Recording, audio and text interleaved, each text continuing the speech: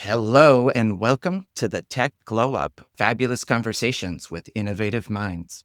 I'm Nathan C., and today I'm talking with Thaisa Yamamura, head of XR products and business development at Sony Electronics. Thaisa, it is so great to see you today. Thanks for joining us on the Glow Up.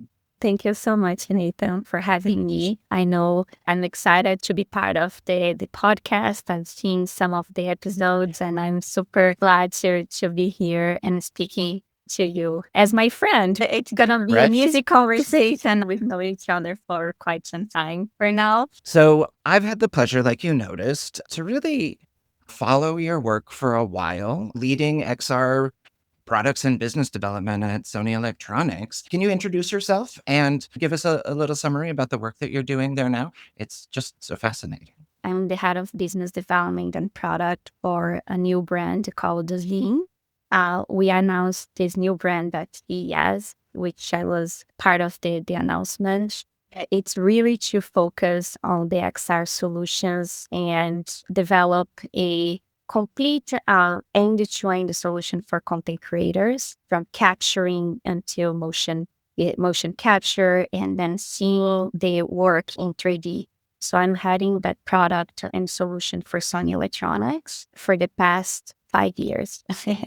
Oh my goodness. I'm going to have to push you on a couple of things here because I think you underplayed a couple, just a couple things in that introduction. So when you said you helped to launch the zine line at CES, Sony had a gigantic presence with like an entire hall worth of fantastic demos.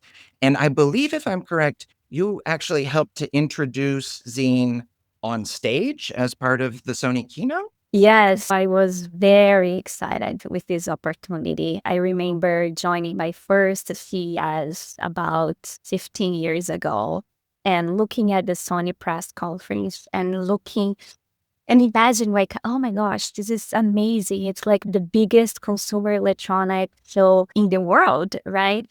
And now, 15 years later, imagining myself giving the speech, it was just an amazing experience and launching something that I'm really passionate about. I love XR. I think we share the same passion, Nathan, on the community.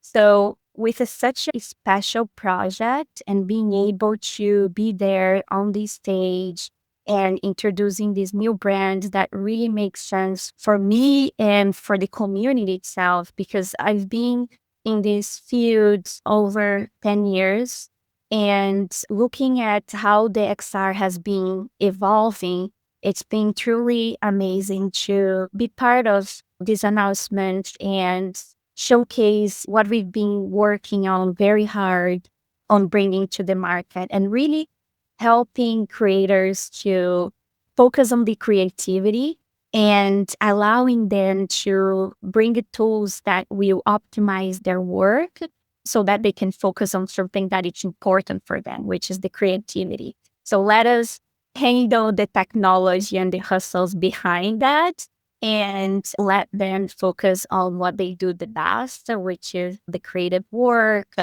And it's always amazing to see what they can create, right? I think that the beauty of technology is really to see how the creators will push the boundary, what we provided to them.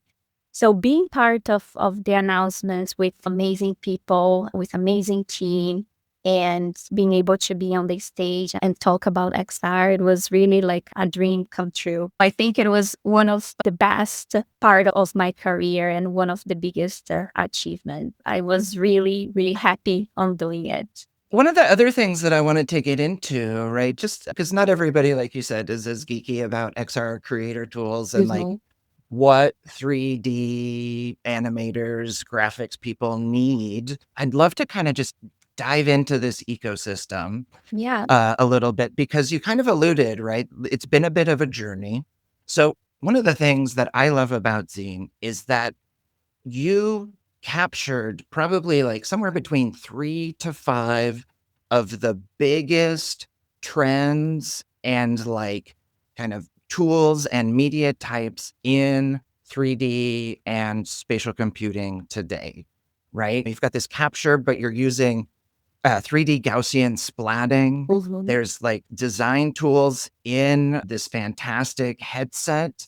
And then there's these like design and collaboration tools within the spatial reality display where you're being able to interact with and see 3D content without glasses. You didn't start with an elegant product line that goes end to end. Talk us through the journey about how you got to here. Yes. It always started 7 years ago when usually we go to headquarters to Japan once or twice a year. And we see the products that we are going to launch in the next 2 to 3 years, really like the early stage of the technology. And I remember going to Japan for the first time seeing our spatial reality display. It was like this mind blowing magical box. And I was like, how this can be possible technology wise. So the spatial reality display is one of the products that is under our lineup, which is a glasses-free 3D display. It has a sensor in the center of the display that senses the position of your face and eyes. And based on your viewing angle, it adapts the image for you to see images in 3D without any spatial glasses or VR headset. So I got exposed for the first time and I saw this demo. It was a Unity demo, like a dancer, an animation. How can this be possible? What is my brain doing? And then being able to talk to the engineering and seeing how can we bring this to the market? Because this is the solution for people like me that uses glasses. I like the experience of wearing a VR headset, but I don't like the experience wearing it on top of my glasses. So was like a magical box for me. I'm seeing 3D and not just like the 3D movies that we see in the theater, right? It's like the huge spatial experience, the immersive experience. It's very high resolution 3D. So 2 years later, we launched this product in the market. Unfortunately, it was during the pandemic. We showcased the spatial reality display. And then a month after CES, the world stopped, right, with the big pandemic. 3D is really, for people who are not in this space, it's very hard to explain like how you see depth and how you have this immersive experience, because the experience that the general public have of 3D is really like the movie theaters, right? That just one single object is in 3D, not the whole environment, which is totally different from what we were delivering. So it was a little bit of a challenge launching this product during the pandemic, but we were able to bring a lot of developers. A lot of companies who are interested and understood the beauty and the importance of 3D. I always tell people, for me, it doesn't make sense that we are still working on a 2D screen because the world is in 3D, right? We want to change that. Yes, we wanted to change that perspective for not only the people who are passionate about the 3D world, but also for the general consumer. So based on our experience with the spatial reality display, we realized quickly that there are not so many contents that are in 3D. And what I mean by 3D is like fixed stuffs, right? To be able to have that experience and whole scenario in 3D. And we were like, okay, how can we change that? And that's how we've launched Zine, because we wanted to bring the whole experience from content creation for helping the general consumers, creators to easily create the environments in 3D as well as the physical objects. So the spatial capturing solution solves exactly that problem. So you can connect an iPhone to a mirrorless camera from Sony. We have an application that guides you on how many photos you need to take of the environment or the object. And we uploaded those images on our cloud, and we processed those images to recreate the environment or the object for you to see in 3D, to be used on a headset or in a project or Unreal or Unity, any of the tools that you're familiar with. So once you build the environment with our spatial capturing solution, we were like, okay, that's the first step. You have the environment, you have the object that you captured. How can we add motion to it? How can we add either like a character to be running around the environment, or how you can use like a human to be walking around and having this experience into the scenario and the scene that you capture. So we have our mocopi, our motion capture device, which is pretty affordable comparing to what is available in the market. You don't have to wear any suits or you don't have to have a studio to be able to capture your movements. So mocopi is like the 6 sensors that you attach to your body and allows you to preview your body motions in real time and translate that into your animation or avatar. So you can add, as part of the zine, you add that motion to your project. Once you have the environment, you added the motion. How do you see and experience that, your work in 3D with a very high resolution? That is when it comes the spatial reality display that allows you to see the images or your project, to have a pre-visualization of what you're creating. The zine is really the complete solution for content creators in the 3D world. So we are providing easy tools that can be used on creating the project. And it fits not only like the people who have no experience creating assets in 3D, but also like the professional use cases. You know, the beauty about our technologies, we can meet the demand for high-end professionals who have experience, but also the early adopters who are starting to create projects in 3D. So those are the projects and solutions that we have under our zine brand. And then the 2 that are available right now in the market are the mocopi, which we have 2 versions. Because you mentioned, like, how do you get feedback from customers? Most of our products were created because they asked and we saw the demand and the need to create such a product. So after the spatial reality display, we've launched mocopi. The first generation was just the 6 sensors and pretty, as I mentioned, very easy, very intuitive. You can carry it on your pocket to start doing your animations. It connects to a phone, it pairs with a phone, and then you can animate your avatar. Very seamless. You can do it outside, inside, whenever you wanted to. The first generation was 6 sensors, and then at CES, we announced it together with the zine brand. The second generation, which allows you to combine 2 sets of mocopi. You have the effects of a pair with the 12 sensors that allows you to have a better accuracy. We've noticed that especially indie game developers who wanted to have a better accuracy with the first generation of mocopi, they were like, how can I add more sensors? Can I pair 2 sensors, 2 cases into one? We were like, great, that's what we are going to launch. Let's solve this issue and come up with a product that you can combine. And one of the other feedback was they don't want to connect it to a phone. Some people think that it's very nice to be able to connect when they wanted to record animations outside, but they also wanted to have a combination of recording the data on your PC, sending the motion data directly to your PC. So that's exactly what we did. We came up with a solution that you can combine 2 sets and you can stream live motion data to your PC directly. So that solved the accuracy and is still less expensive than wearing a motion capture suit. And the calibration, I don't know if you have seen any motion capture studio, but it requires a lot of calibration process like typos and and we wanted to solve that. We wanted to be as simple and quick as possible. So the calibration is very easy. It's just wear your mocopi sensors and do 1 step forward, and then that's it. Like, you're fully calibrated. It's less than a minute. I have a 4-year-old daughter that she loves wearing it. And she's like learning very quickly. I'm like, okay, if my 4-year-old daughter can do it, people like that don't have any experience on motion capture can see it, can do it. And it's amazing to see when we go to events and the reaction of the public saying, oh my gosh, how can this be possible? We don't even need to invest in a very extensive studio to be able to capture those motions.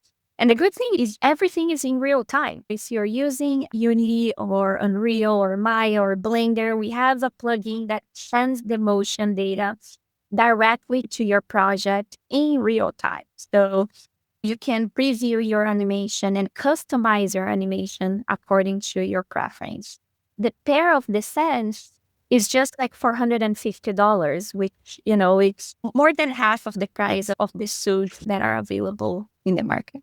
This is amazing. Thaisa, you read my mind and predicted a couple of the things that I just want to dive deeper on. One of my favorite questions to ask is about how you learn from your customer.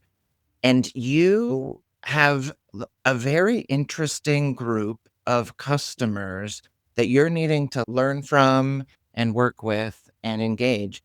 And I sort of counted three. The first customer group that you talked about were the engineers and the developers that you were partnering with. And I just to go all the way back to this origin story of how can we take this to market. I love that the beginning of this journey starts with a cross-team partnership to talk with developers and learn and build a vision for where things can go. Like, that's super cool. As a leader of business development and product lines, you're also having to telegraph and learn from the industry, from the events, there's a very interesting customer group in terms of like the creative side of Sony that you get to learn with. But like, how do you tell that innovation story, that 3D creator story to executives of a global technology company? And then all the way back down to the floor at CES, interacting with the frontline consumers and folks who are going to be powering their VR chat avatars and their online gameplay and maybe their own independent films as well, to be able to balance so many customers and so many inputs and still have such an elegant solution. Like, bravo. No, thank you. I always tell people that I'm a messenger. I talk to a lot of companies. We have a lot of partners that work with us. I try to get what is the latest in the market. I love talking to developers, to the engineering, to see what can we solve, like what are the problems they are facing? How can we solve bringing together the engineering side? So I'm passing the message of what the market needs to the engineering and say, okay, how can we build something that solves this issue and provide different tools for the market, focusing on the creativity, as I mentioned in the beginning. So I always try to talk to as many people as possible, creators from different industry. I mentioned the beauty of technology is really, we don't know what they are going to create, right? We provide the tools, and we sort of imagine that they are going to use the technology in one way. But the beauty about technology is that there are so many possibilities that when you put this product and solutions in front of the creators, they come up with so many different solutions and use cases that they can use the product that you were not even imagining. For one example, when we launched the Spatial Reality Display, when I was at CES during 1 year, right before the pandemic in 2020, I was on the floor, and I love being on the floor to hear the reaction of the people and talking, getting their brains and pick their brains and talk to them and asking questions. I love that part of research. It helps me to understand the customer point of view. So I was there on the floor hearing and getting their feedback. And I remember this customer and this person talking about, oh, this display is great for medical. And I'm like, medical? How would you use it on the medical field? Like, oh, I have a lot of DICOM files that are in 3D. And I'm like, oh, okay. So how can we, in medical field, that healthcare industry was not really our focus for the display. But I remembered him saying, no, you should definitely, I have a solution for 3D to see DICOM files. DICOM is a very common file format for a CT scan. So I was like, oh, that's so interesting, like to be able, because Nowadays, when you see a CT scan is 2D, but the doctors, when they are performing a surgery, they need to have this depth, this perspective. So it's like, oh, we should definitely study this market and have a better understanding. And we look into the market. I found a company that are doing some solutions that can translate the DICOM files into 3D files that were compatible with our spatial reality display. So it was like, oh my gosh, this is the perfect combination to address the need for this market. So that's an example of things that we were not even thinking about. And then we got this idea by showing the technology in front of people. And they gave us this feedback and this idea to focus on this market. Development is hard. Integrating products, partnerships is hard.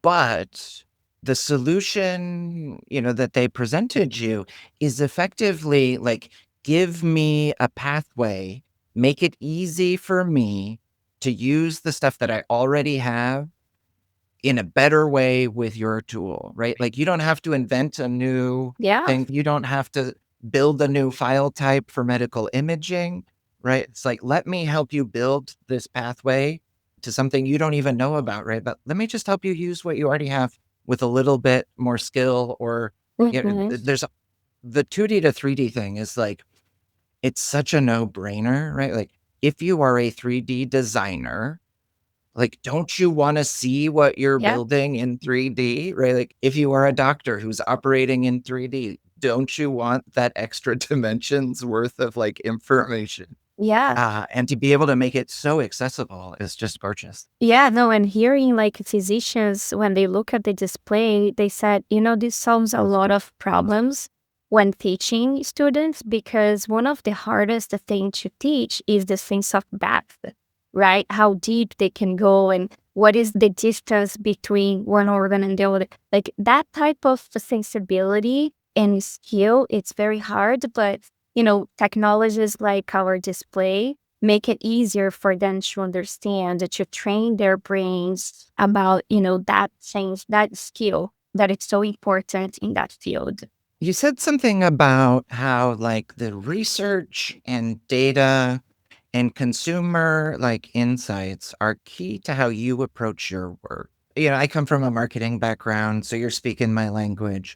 But I also know that not every organization values research and data in the same way. Can you talk about navigating a large organization and being the messenger of data and user insights, and what sort of skills you've needed to help make that so core to the work that you do? Yeah, I'm lucky that I also came from the marketing side. I started my career 25 years ago, and it was really in marketing. And one of the most important thing is you have to hear your customers, right?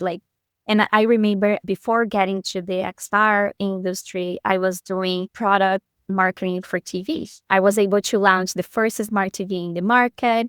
I remember telling my manager, we usually do a lot of research. Back in the days, I used to do a lot of house visiting. We would go to the customer house to study every details count, where they position their remote control, where they place the TV, how they turn on the TV, like the usability, how they operate the product. Every single detail gives you a chance to change and provide unique experience for the product. And I always tell my team, you have to be on the shoes of our customers. What do they need? Ask questions, how they operate, put the product in front of them, and how do they turn on the product? How do they connect to the product? What type of contents they want to be seeing in the product? So those are very detailed information, but these can turn into something really great. You can develop features that nobody thought about, how you place the product, how you are going to design the product, and being able to translate that feedback by talking to your engineering to see what is possible. This is what I see. And how can we solve this product using your skills to be able to bring the best combination in the market? When I mentioned that I'm a messenger, is really to be able to bridge this gap between what the market needs and what our engineering are capable of doing, right? Like, how can we solve this? Most of the time, there is no reason to involve our engineering to change the product. How can we bring solutions and partners that are already developing a technology or a tool that bridge this gap with the existing tools that we have available in the market?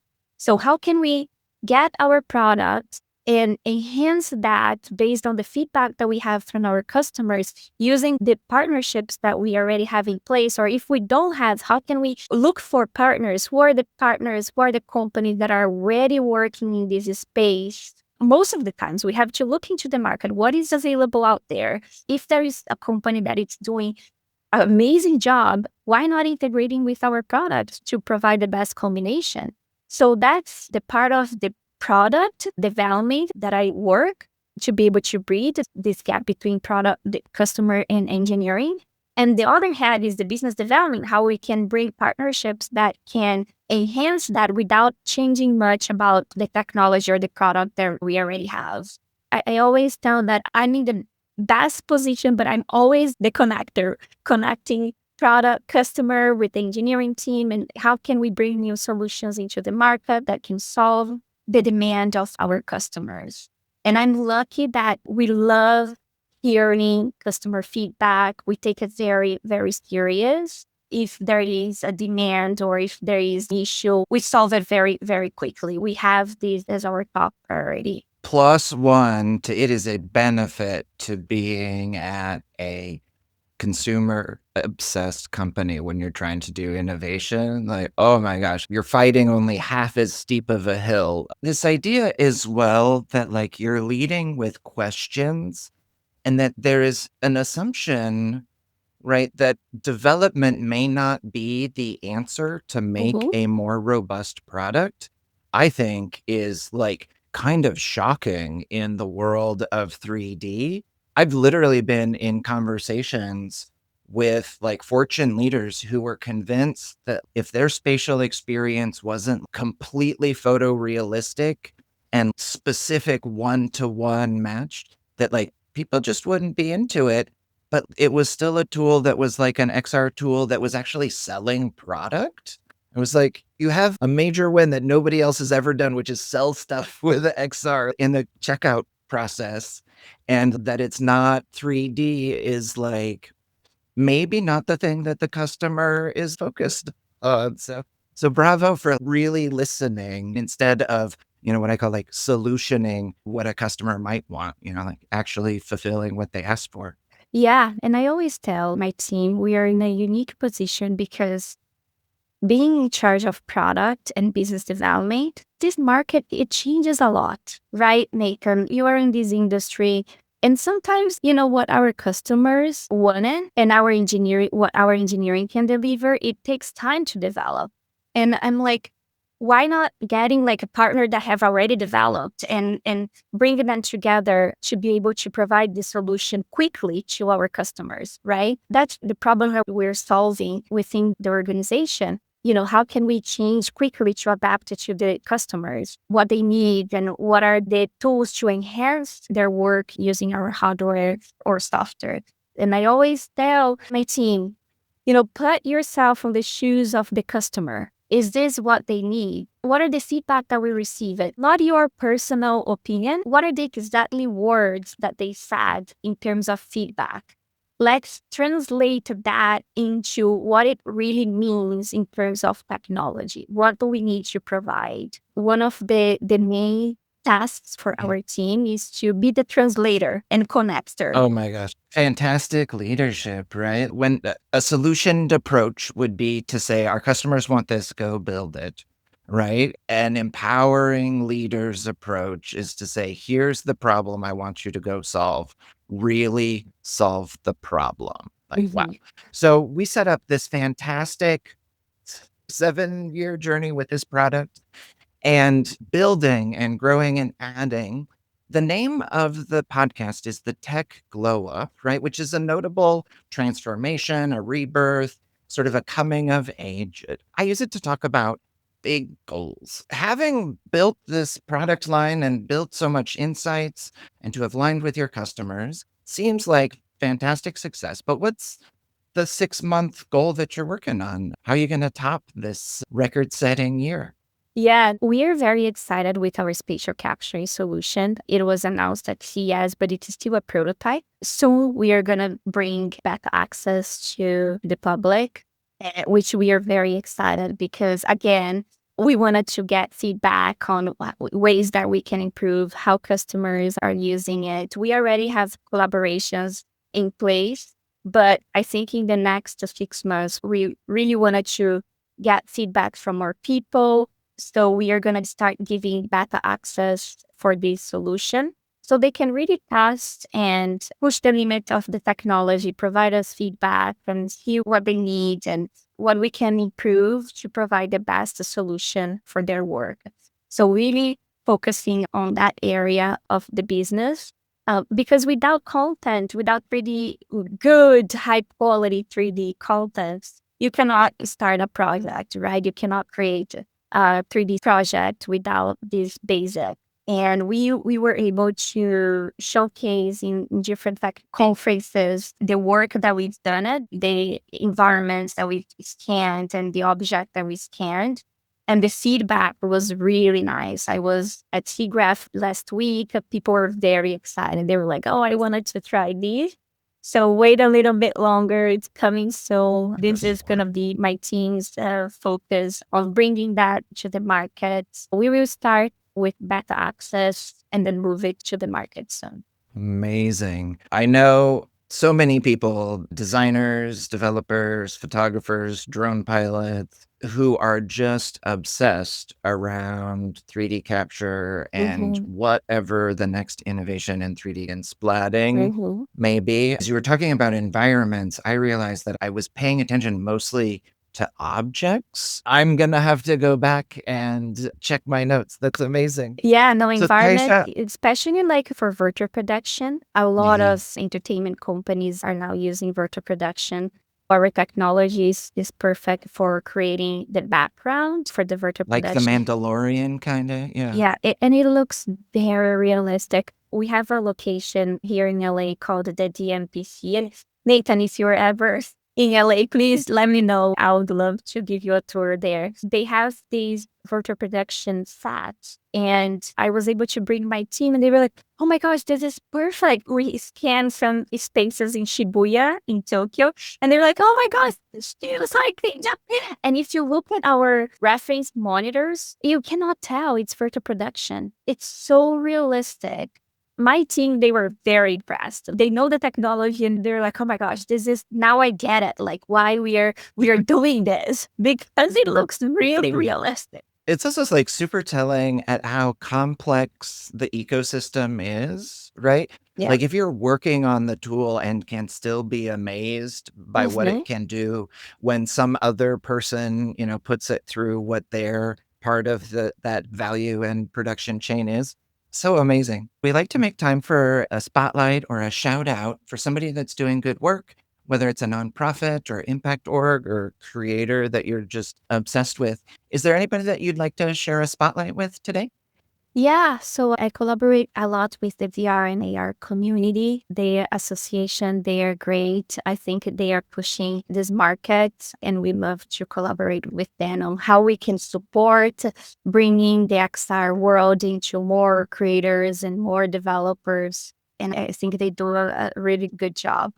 But also, not naming any specific community in specific, but I'm really focused on also how can we bring more women or girls into the tech world?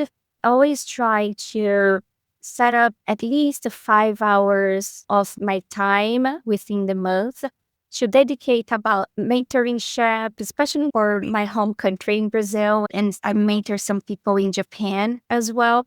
So how can we bring more women into this space? I'm proud also to have my team, a lot of amazing women that are creating a lot of amazing technology. And I'm really proud of that. Most of the time within my career, I was the only woman sitting on the table. And I'm like, we have to change that, right? And I have to be part of the group that will change it, like how we can bring more people to provide tools for those winners to be in the tech world.